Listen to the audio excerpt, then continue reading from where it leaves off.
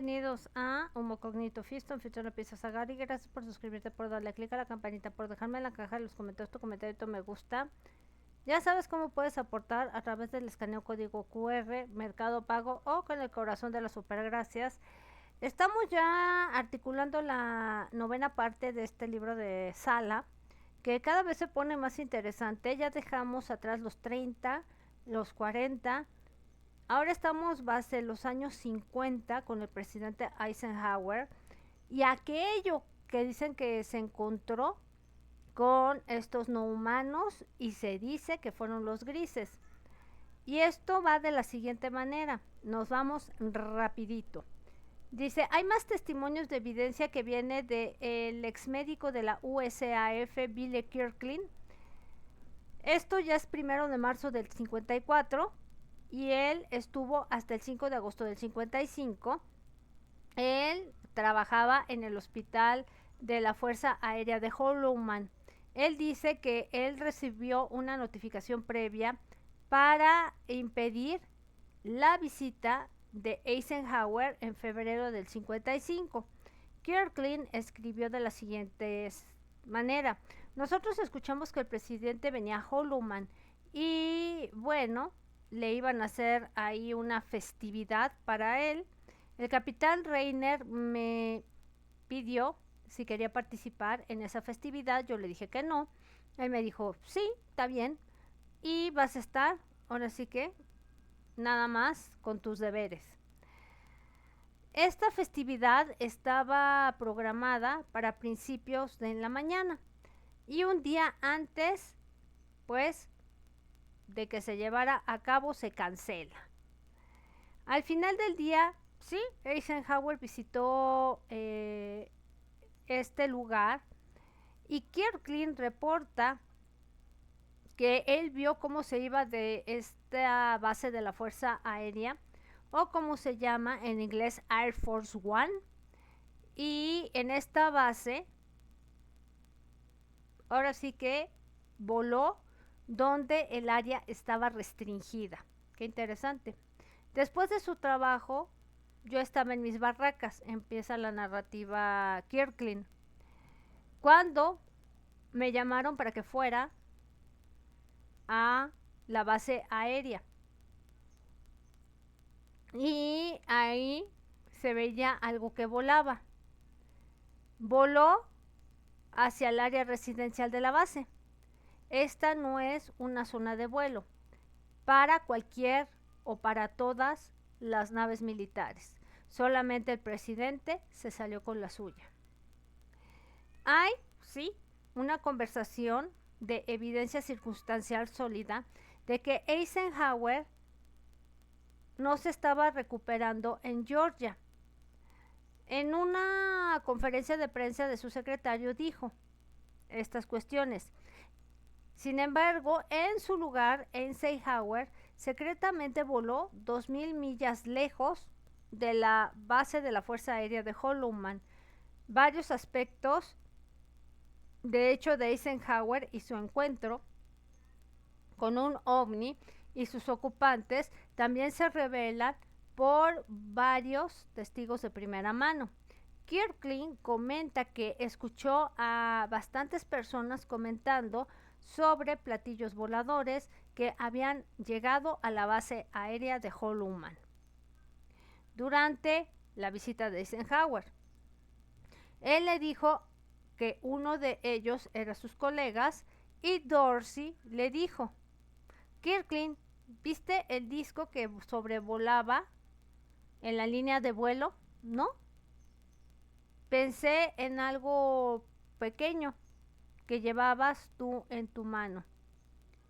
Como discutir que era la única nave y que se sabía que era capaz de sobrevolar donde vuelan usualmente las naves militares de la naval. No había muchos helicópteros alrededor de Holloman. ¿De qué estaba hecho? Estoy pensando que era un disco de madera con orillas de metal. Parecía que era metal que estaba pulido. sin rayaduras o aluminio. Tú sabes, brillante, metálico. Y le pregunté qué tan grande es. De 20 a 30 pies en diámetro. ¿Quieres verlo? Claro. Pero, con mi suerte, yo no estaría ahí. Dice Dorsey, que fue el que contestó. Fue cuando yo llevé a mi esposa a la comisaría y estaba ahí cuando salimos, 30 minutos después. Salimos por la puerta de enfrente del hospital y vi, dice Sala. Lo que cuenta Kirkland fue lo que su colega vio, y es correcto. Entonces, por lo menos había un objeto volador que estaba sobrevolando la línea de vuelo de la base, o por lo menos duró 30 minutos en lo que duró la visita de Eisenhower. Después Kirkland pues fue a un lugar ahí mismo en la base y había gente comentando y escuchó la siguiente conversación entre dos mismos que platicaban eso del objeto volador. Y esto fue de regreso. Dice, yo seguí a dos pilotos. Uno se fue, que estaba con pantalón caqui, y el otro estaba con pantalón azul. Lo seguí a ellos y estuve escuchando su conversación, el de la izquierda.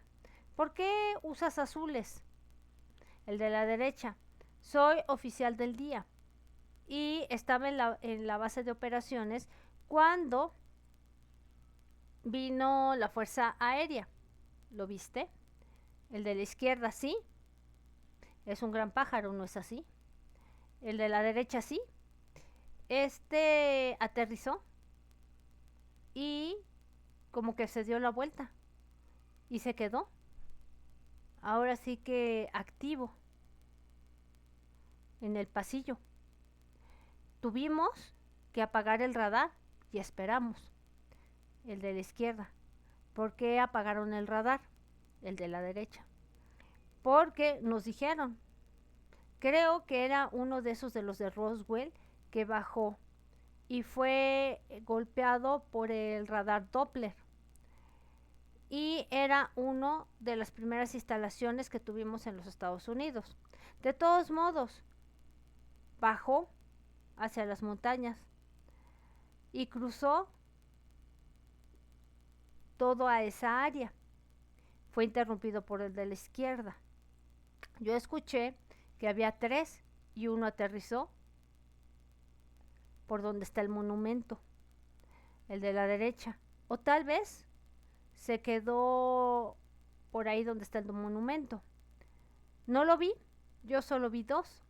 Uno que estaba sobrevolando como si estaba protegiendo al otro y el otro aterrizó en activo en la pista enfrente de este avión. Él salió de su avión y fue hacia ese objeto. Una puerta se abrió y entró por 45 minutos. El de la izquierda, ¿pudiste verlos? ¿Eran los grises? El de la derecha, no lo sé. Tal vez pudiera ser. No los pude ver y no tuve los binoculares a la mano. El de la izquierda. ¿Tú piensas que son los mismos que estuvieron el año pasado en Palmdale? El de la derecha, tal vez. Y el de la derecha, tal vez fueron. No lo sé. El de la izquierda. ¿Los viste cuando salieron? El de la derecha. No. Ellos se quedaron adentro. Ahora sí que se saludaron de mano con ellos y se regresaron al avión. Dice Michael Sala, ay, qué importante esta conversación. Y estos pilotos revelan que Eisenhower en efecto desembarcó en este lugar de la Fuerza Aérea, el Air Force One, y se encontró con los ocupantes de este platillo que bajaron al final de la línea de vuelo y por lo menos 45 minutos, pues es significativo que los pilotos se refieren a Palmdale, a la AFB de Edwards, que se encontraron en el mes de febrero de 1954. Además, hay que dar a notar que sí, ellos se dieron la mano al final del encuentro.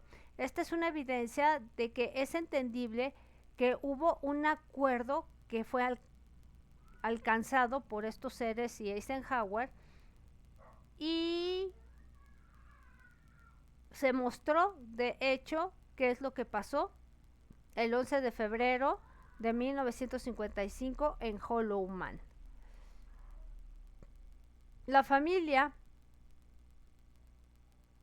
de eléctricos de una base, quien trabajaba en Hollow Man, también atestiguó un platillo volador que llegó hacia el área donde está el Air Force One, el cual se posicionó poco después contactando a Art Campbell, que se le dio después una explicación eléctrica de lo que había pasado. Así que el día que el presidente vino, salimos en un camión a un trabajo, pero nosotros estábamos reemplazando un cable que estaba caído de la línea de vuelo. Así es que escuchamos que el avión presidencial en la mañana se alineó para alcanzar y mirar que este aterrizara en la pista. Así que esperamos al taxi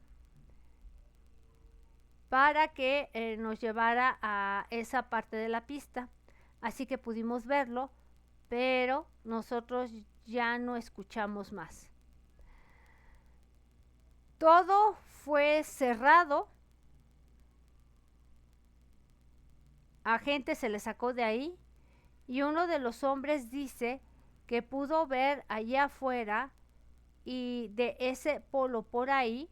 Así es que ya no nos dejaron subir a ese polo y ver qué tipo de avión era. Bueno, tengo una manera de escalar hacia ahí y yo lo vi ahora sí que detrás del sol por medidas de seguridad. También puse varias cosas en la pista que pienso que era Connie. Connie era su apodo para la gran constelación que el presidente volaba. Unos minutos después no lo pude creer lo que vi. Estaba que venía hacia mí y estaba a 150 pies de altura. Y pensé que estaba controlado de manera remota o algo. 25 a 30 pies que cruzaba y comenzaba a bajar ese polo lo más rápido, así como pude ir también. Mientras yo corría a través de ese gran hangar, vi hacia atrás y se paró y parecía como si estuviera ahí nada más. La historia de la persona eléctrica es muy reveladora desde que es raro un testimonio de primera mano de que en el Air Force One de Eisenhower hubiera aterrizado al final de la línea de la pista y estaba esperando encontrarse con ese platillo volador. Otro testigo directo es un piloto, el cual su aeroplano se retrasó en el AFB de Holloman esa mañana cuando llegaba Eisenhower hacia Holloman. Este piloto y su personal, el sargento Wyckoff, revelan qué pasó en una entrevista. O sea que sí hay testimonios, pero desgraciadamente casi siempre han querido tapar el sol con una mano. Desgraciadamente. Dice, tuvimos que bajar por ese lugar y partes que ellos necesitaban, y la pista es así. Nunca había visto nada como eso anteriormente. Y de todos modos, estábamos ahí y vimos que llegaba al Air Force One. No sabíamos qué era. Y uno de los oficiales que iba por los alrededores y dijo, no se pueden ir. El piloto dijo, pero nos tenemos que ir. Y dijo, bueno, el presidente Eisenhower está aquí y no se pueden ir. El campo se queda cerrado hasta que él se vaya. Y yo dije, tú puedes escucharlo nuevamente con los megáfonos, pero no va a ir nada bien. Yo quiero verlo. Y no tuvimos pues un punto despejado para ir dentro de ese lugar. Y uno de otros oficiales, que era un oficial de alto rango, vino para acá a decirnos que si ustedes quieren irse y comer también y pueden escuchar su discurso. Muchos de nosotros dijimos, pues ok, si estás en Howard, vamos a echarnos el discurso. Porque yo quería verlo. Y ni siquiera pude tomarlo de la mano o nada, porque no tenía las insignias requeridas. Ahí limpiaron el lugar para que entrara, pero él nos dejó entrar y al final nosotros comimos y escuchamos su discurso. Una vez más, Wyckoff es un testigo raro de primera mano, quien de hecho observó que Eisenhower secretamente había llegado a Holloman, al AFB, a esta base, para tener actividades clasificadas, de naturaleza clasificada, de las actividades de Eisenhower, que revelan recolecciones que hemos estado comentando aquí, por lo que es Bill Kirkland, de una conversación que tomó parte en la base del hospital con un doctor que era de alto rango y era capitán y era un teniente coronel. Dice así: después de el súper vi las luces que estaban ahí paradas en la oficina de vuelo de Surgeon y fui para apagarlas y vi al doctor Reiner hablando con el teniente coronel, que hablaban. Él era el que mantenía los suplementos en el hangar o las provisiones, y yo estaba enfrente de él y algunos otros, y estaba en el escenario parado en el cuarto con 225 hombres en el hangar. El doctor R dijo así: escuché que estaba en la base del teatro, teniente coronel. Tal vez él estuvo, él solo habló por pocos minutos, y entonces el comandante de la base habló por 20 minutos y él tuvo mucho tiempo de ir a la base del teatro y regresar, el doctor R. ¿Con cuántos él habló, teniente coronel? Yo estaba ahí por 2 sesiones parado solamente, 225 en cada ocasión. Ellos estaban en otra sesión, pero yo no estaba ahí, si ellos hablaron entonces. Y le pregunté, ¿quién habló? El teniente coronel, el comandante en jefe. Y dijo, el presidente. ¿De qué hablaron? Teniente coronel, es clasificado, confidencial, alto, de mucho secreto, muy alto. Y yo dije, el teniente coronel, ¿qué te refieres con pues no es nada que me importe y yo lo voy a dejar así, que siga en secreto. El teniente coronel, pues no van a decir. Y si yo fuera tú, chitón, en pocas palabras. Lo que recolectó Kirkland, si es correcto, entonces las actividades de Eisenhower y lo que hizo el 11 de febrero de 1955 en la AFB de Holloman fue clasificado más allá de lo que se denomina top secret o de alto secreto. El personal de la base se lo llevó a un gran hangar y ahí tuvo como que ciertas cosas que plantearles en grupos de 225 personas. Hay más pruebas que vienen de Clark McClelland, quien extensivamente interactuó con científicos alemanes tales como Werner von Braun, Kurt de Bus y muchos otros mientras él trabajó en las instalaciones de la NASA en Florida. McClelland describe lo que el doctor Ernest Steinhoff y otros científicos de las operaciones Paperclip le dijo a él sobre Holloman y su incidente, que en ese tiempo tuvieron una junta en secreto. Steinhoff estaba visitando a Holloman porque tenía pendiente hacer transferencias.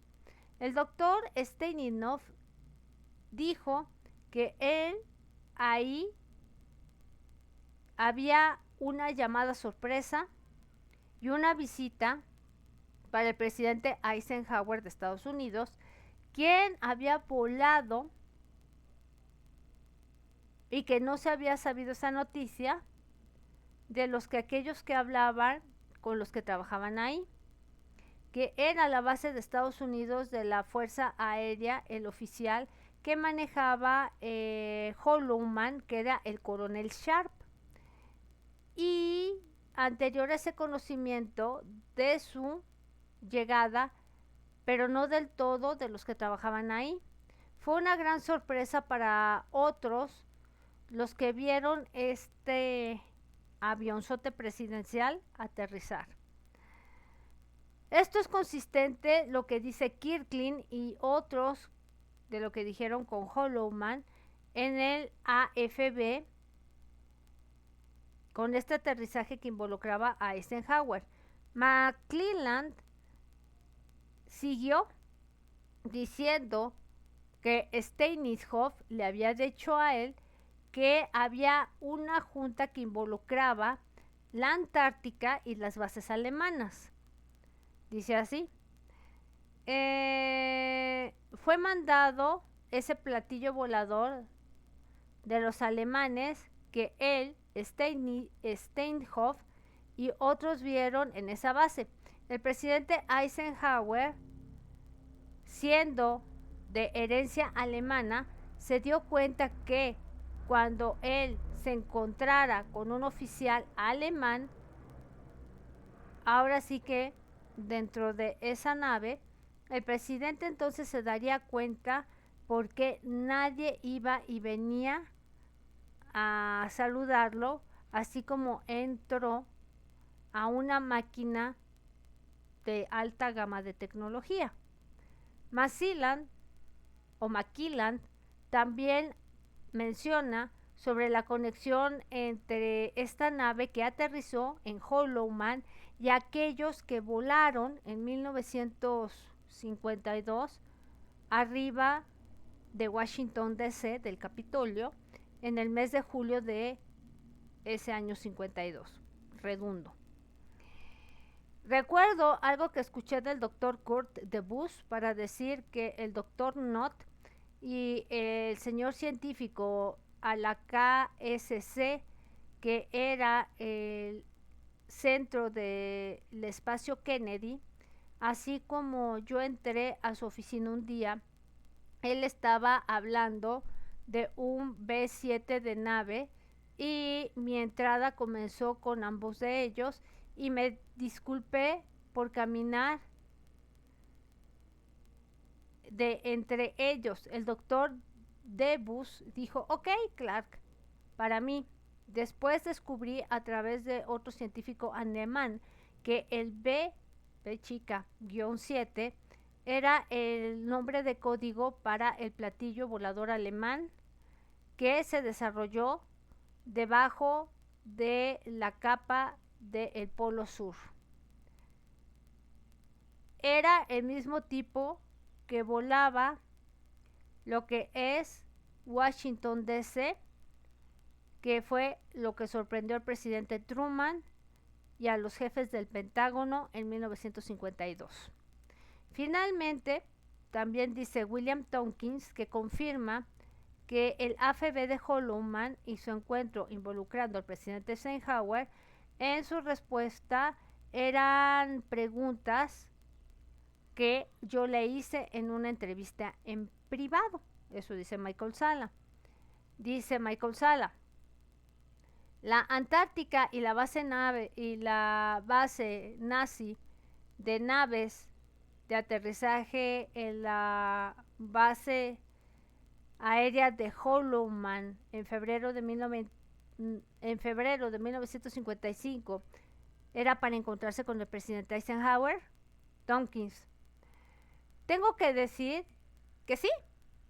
Esencialmente Eisenhower aceptó como una derrota del conflicto sin actualmente ser así. Esto fue realmente nada de lo que se podía hacer y es solo un lado de la situación. Michael Salla. Así que básicamente les negociaron que se rindieran. Tompkins, sí.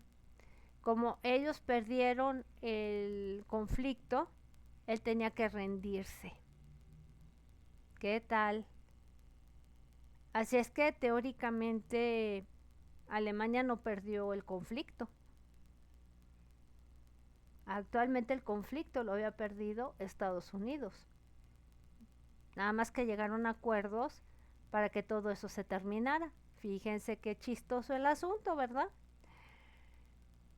Los acuerdos secretos permiten que la base de la Antártica y los alemanes se infiltren en los complejos industriales militares. Después de que se alcanzaron los acuerdos en el 55, tanto Estados Unidos como los alemanes comenzaron una raza para ver quién se podría infiltrar hacia el otro más rápidamente, pero esto se fue en contra de la comunidad de la inteligencia de Estados Unidos. Cody Good explica qué pasó. Después de que se firmó un tratado y se unieron en secreto para los programas secretos espaciales, pues comenzaron a hacer cosas rápidamente para salir y se les fue de las manos. Esto fue cuando el grupo nazi se rompió y ganó su raza para infiltrarse y tomar el otro lado. Ellos prontamente controlaron cualquier aspecto de Estados Unidos, desde el sistema financiero, el militar, el complejo industrial y prontamente después las tres instancias de gobierno por sí mismas.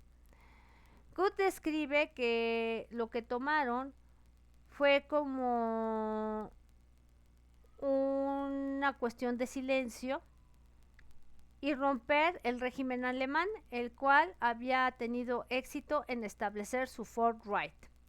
Durante 1950 y después de ahí, ellos se infiltraron de manera exitosa y empezaron a llevar los complejos industriales y militares y las mayores cabezas corporativas, y ellos tenían efectivamente ganado el control de la dirección, no solo de romper programas de civilizaciones, pero también los medios gubernamentales y financieros en sus sistemas.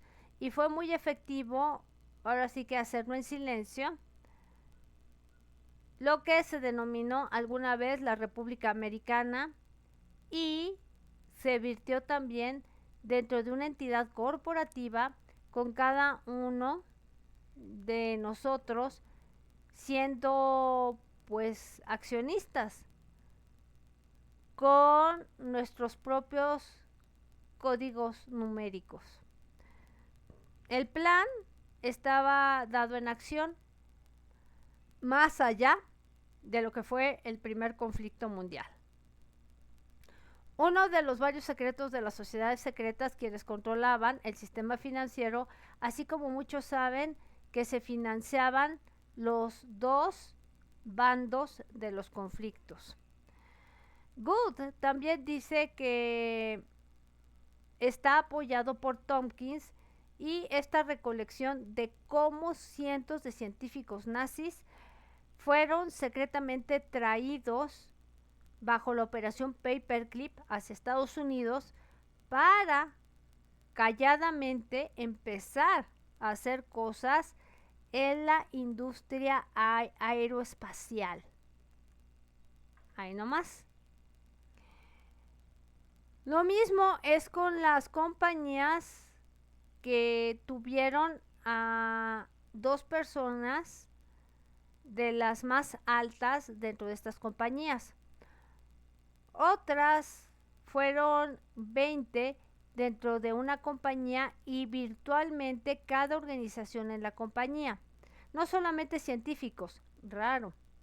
Y no hubo como 160 de estos amiguitos que llegaron, y hay como cientos y cientos de miles de ellos, ¿está bien?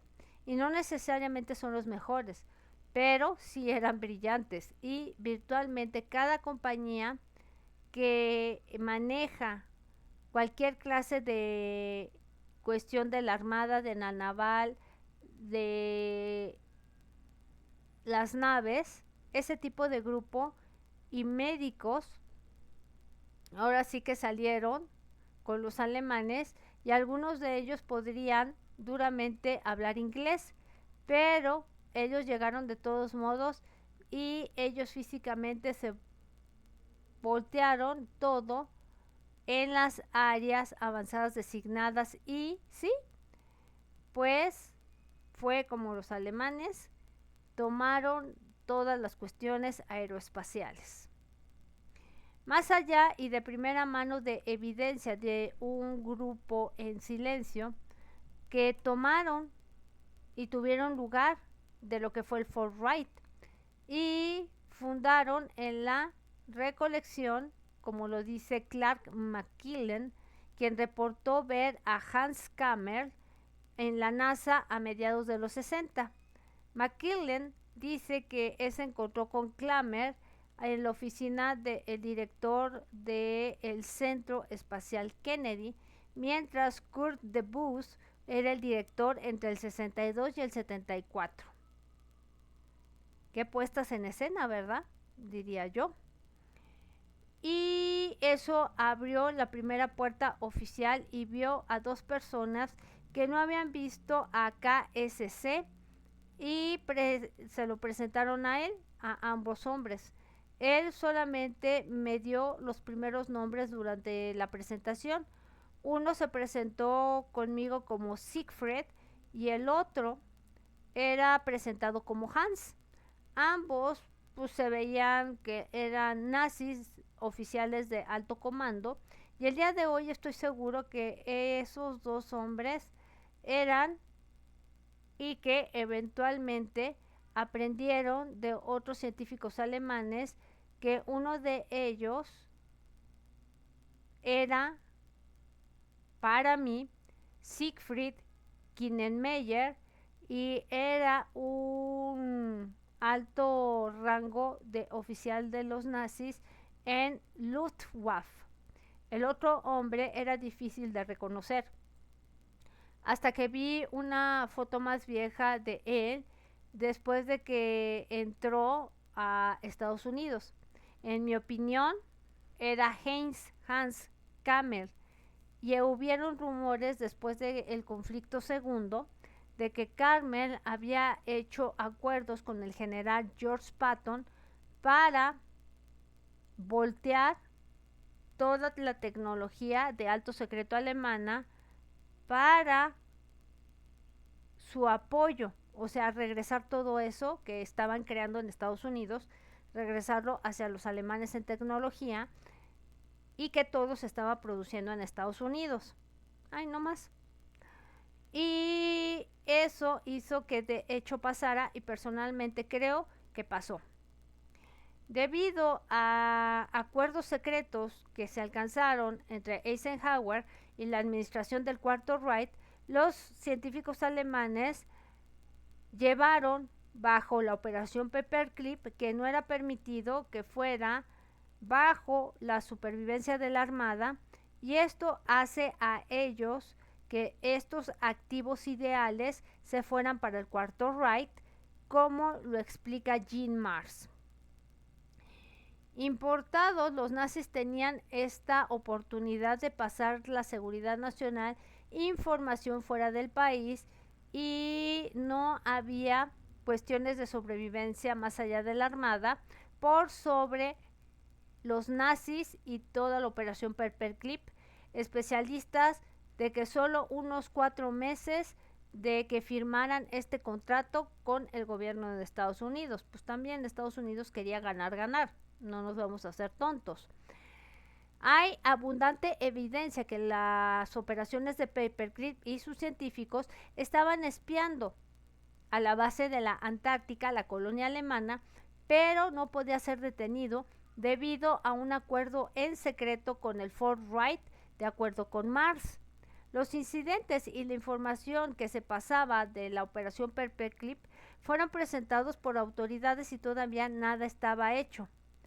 En esta cuarta oleada de hombres de negocios, se reportó que el ingeniero de Paperclip, Hans Lindermeyer, del FBI, decía que los alemanes habían estado usando sus negocios, mencionando como una carta ilegal que fue vertida, y de acuerdo con Hunt, por lo menos 3 de esos nazis mantuvieron estos mails retenidos de forma ilegal en El Paso, donde ellos recibieron dinero de fuentes no conocidas extranjeras y mensajes en código de América del Sur o Sudamérica.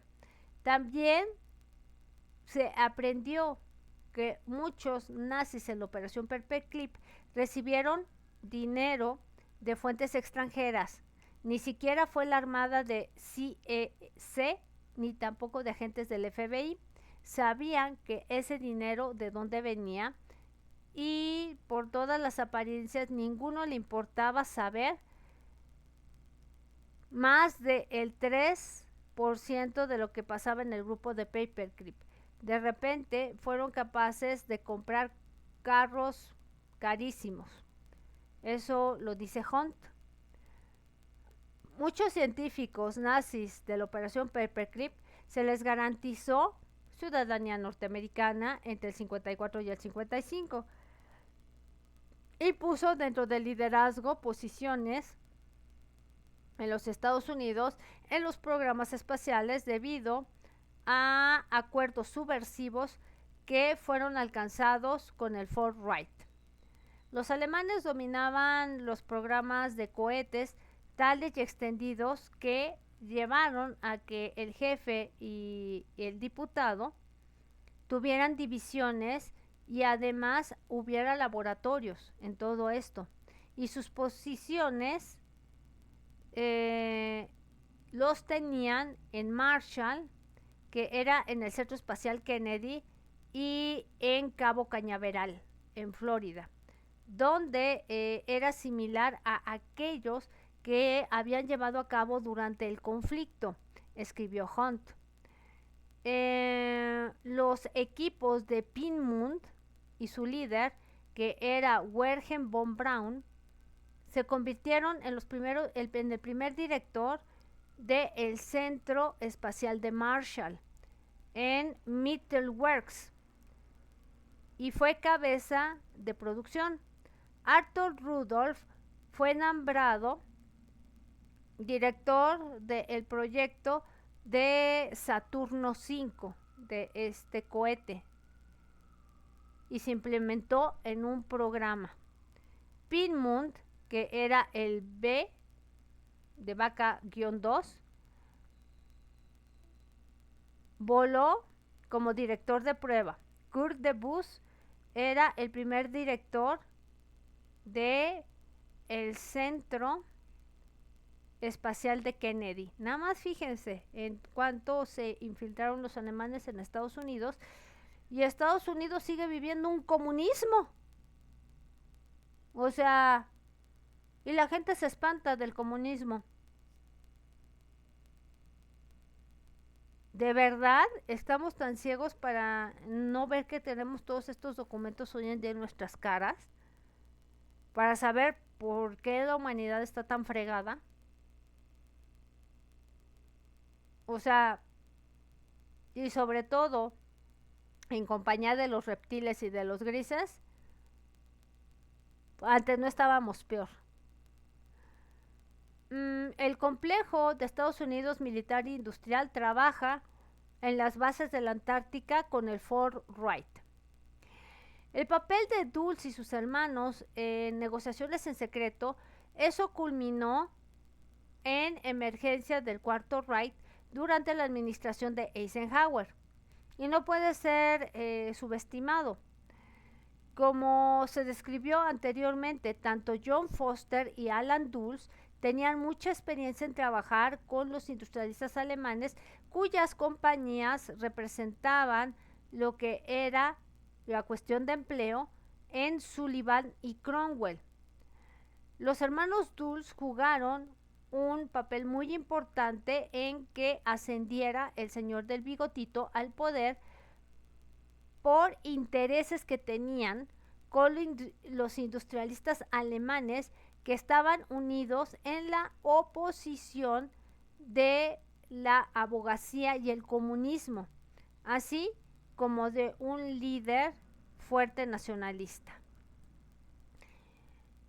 Ahora sí que la cabeza de los oficiales de misiones de servicios estratégicos en Bern, en Suiza, durante el conflicto segundo, Allen Dulles, fue clave para oficiales de nuestro país vecino, quien negoció con líderes de alto rango nazis para alcanzar acuerdos en secreto que llevaba las fundaciones para negociaciones que se hicieran después con base en la Antártica y con los alemanes. Desde que la colonia de la Antártica fue llevada por la Sociedad de Thule y sociedades que eran alemanas y otras que se infiltraron en el tercer Reich del señor del bigote de la Segunda Conflicto Mundial, fueron responsables de manipular al señor del bigotito y le proporcionaron materiales y personal necesario para construir una base ahí.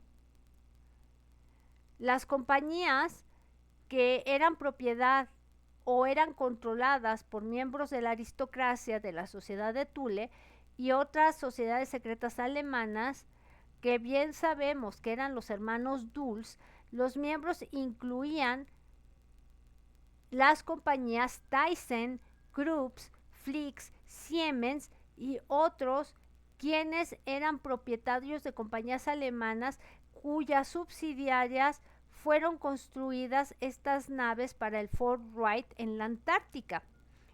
Como secretario de Estado del 1953 a 1959, John Foster Dulles fue una figura clave en manejar los aspectos diplomáticos de negociaciones secretas y alcanzando acuerdos finales. Su hermano, Allen Dulles, fue director de la Corporación de las Tres Letras entre 1953 y 61. Fue responsable por darles estos aspectos y cubrir todo lo que respectaba a estas negociaciones, especialmente cuando se implementaron estos detalles claves de estos acuerdos que incluía operaciones facilitadoras en la operación Paperclip y el movimiento de científicos alemanes dentro de nuestro país vecino, quienes podrían actuar como intermediarios entre las compañías alemanas y de nuestro país vecino, los que están acá arriba. Durante las negociaciones secretas, los hermanos Dulles fueron capaces de apoyar al Congreso de nuestro país vecino por el senador Prescott Bush, 1952 y 63. Como se describió en el capítulo 2, también tuvo una extensiva experiencia en trabajar con compañías alemanas o por el bienestar de los intereses bancarios prominentes de nuestro país vecino anterior y además durante el conflicto segundo mundial. El señor, que es el arbusto, también estuvo en estos acuerdos y así quien facilitó el movimiento y los fondos y recursos entre los alemanes y compañías de nuestro país vecino.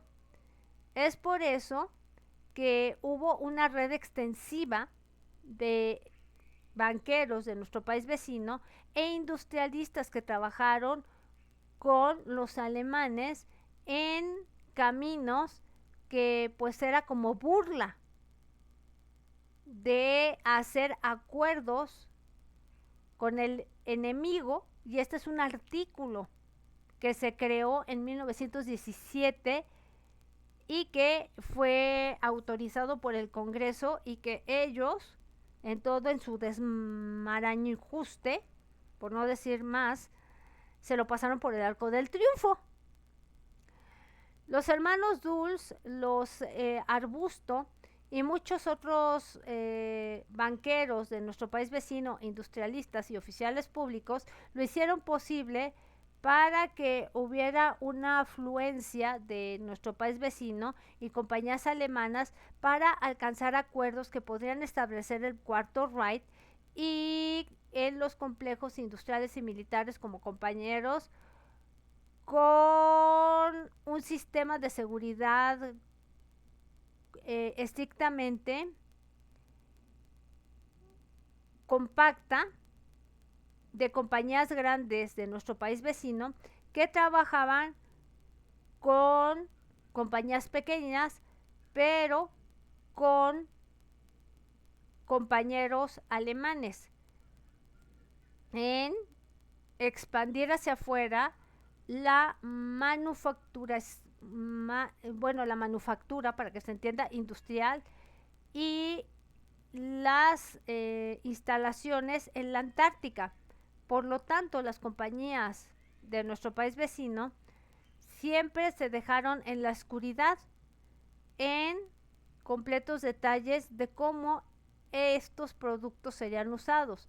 El resultado final de este sistema era que estas flotas de antigravedad de naves espaciales se fueran y se construyeran en la Antártica bajo el control completo alemán, no solo para una colonización interplanetaria, pero también una conquista interestelar junto con sus compañeritos que eran los draconianos reptilianos. Ambos, Tompkins y Good, han descrito que esta flota oscura posó para diferentes seres que se veían como los humanos y civilizaciones extraterrestres. La Fuerza Aérea de nuestro país vecino y la naval se aprovecharon de diferentes maneras en jugar y alcanzar lo que era el programa secreto espacial del cuarto Wright para que saliera fuera de la Antártica, esperando el aprender cómo era la ingeniería inversa de tecnología alienígena de la Fuerza Aérea de nuestro país vecino, y escogió el trabajar cercanamente con el Fort Wright y con los aliados extraterrestres. Informantes tales como Charles Hall, Bill Uhaus y David Adair han revelado diferentes aspectos de la Fuerza Aérea y su colaboración con los extraterrestres, y cómo los científicos de la operación alemana Paperclip en los esfuerzos de ingeniería en reversa. Los científicos de operaciones de Paperclip trabajaron muy cercanamente con la Fuerza Aérea en desarrollar tecnologías de cohetes por implementar programas secretos espaciales futuros que podrían especializarse en supervivencia global y protección. El día de hoy, la Fuerza Aérea de Estados Unidos, de acuerdo con Cody Wood, mantiene por lo menos 2 estaciones del espacio localizadas aproximadamente 500 millas por sobre la Tierra. La Fuerza Aérea usa flotas o lo que se llaman los TR-3B, vehículos antigravedad operando fuera del Área 51 para su servicio de estaciones espaciales y para actuar o interceptar vehículos de intromisiones extraterrestres. En contraste, la naval de Estados Unidos decidió desarrollar de cerca y trabajar sus relaciones con humanos o que parecen humanos, que se les llaman nórdicos, estos extraterrestres, de acuerdo con William Tompkins. Estos nórdicos eran los rivales de los dracorreptilianos, de estos extraterrestres, quienes ayudaron a los alemanes de los nazis y sus sociedades secretas a desarrollar sus bases en la Antártica, comenzando en 1942. La naval comenzó a trabajar intensamente con la compañía Douglas de naves aéreas en entendimiento de estos naves espaciales extraterrestres en Los Ángeles en Air Ride. Después del mes de octubre del 48, hubo una división interna que tomó lugar en Douglas, separándose y para estudiar tecnologías extraterrestres, llamados diseños de avanzada. Para otras pruebas similares, había un grupo trabajador con estas instalaciones que se le conoció como el proyecto RAND. Como resultado, el proyecto RAND se movió a una nueva locación para formar la corporación RAND, en corroboración con el proyecto RAND, y estaba directamente asociado con diseños de avanzada. Estudiando los vehículos de ingeniería inversa, y se evidencia en un documento del Majestic 12 llamado el reporte blanco candente. Esta clave en documentos es una lista del proyecto RAND, entre otras investigaciones y organizaciones, estudiando artefactos recuperados de Roswell en 1947, que fue cuando se estrelló una nave extraterrestre de estos vehículos. Basados en toda la evidencia disponible recolectada por recuperaciones y documentos actualmente bajo el estudio de AMC, AFSWP, NEPA, ABC, NACA, JRDV, RAND, USAF, SAC y MIT, son todo esto de naturaleza extraterrestre.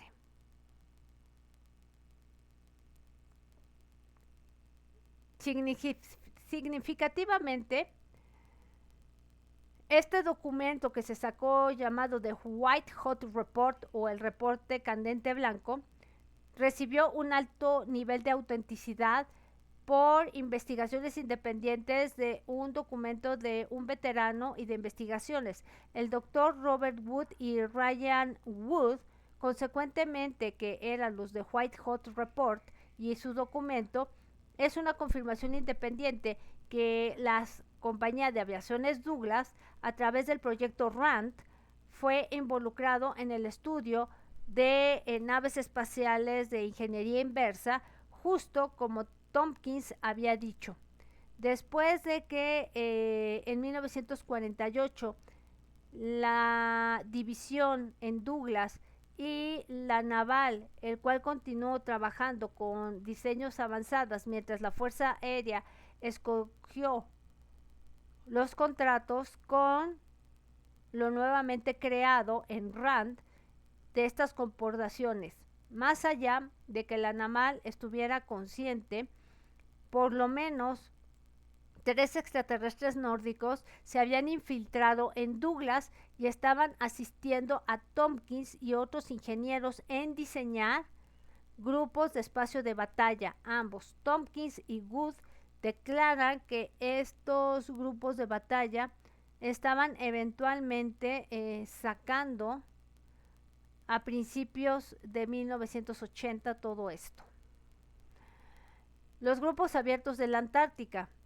Hay acuerdos secretos que se alcanzaron en AFB de Holloman, encontrándose liderados en una completa cooperación entre la administración de Eisenhower y los alemanes en un grupo que estaba ahí en la Antártica.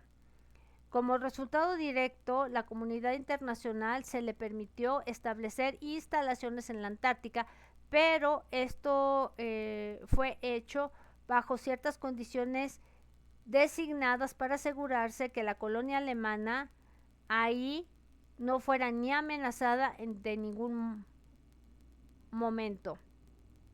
Esta cooperación internacional fue sacada bajo estos auspicios en la planeación para lo que se vendría del Año Internacional de la Geofísica de 1957 y 58.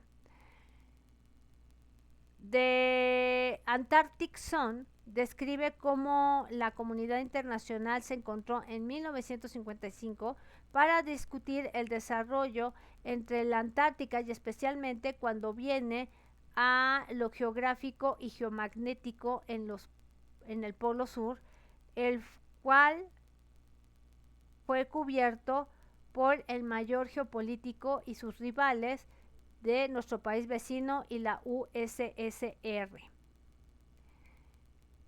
Así es como terminamos esta parte que se sigue poniendo muy interesante, cómo hicieron sus enjuagues, cómo hicieron sus acuerdos, cómo engañaron al público en general, cómo se burlan de los extraterrestres, con tal de que tú no te des cuenta que la información está allá afuera. Por mi parte es todo, que tengan buen día, buena tarde, buena noche, suscríbete, dale click a la campanita, déjame en la caja de los comentarios tu comentario y tu me gusta, porque obviamente esto no lo vas a encontrar en otro lado, y si no, pues compra directamente el libro de Michael Salla. Aquí comento, y si no se entiende algo, me lo pueden dejar abajo. Bye bye.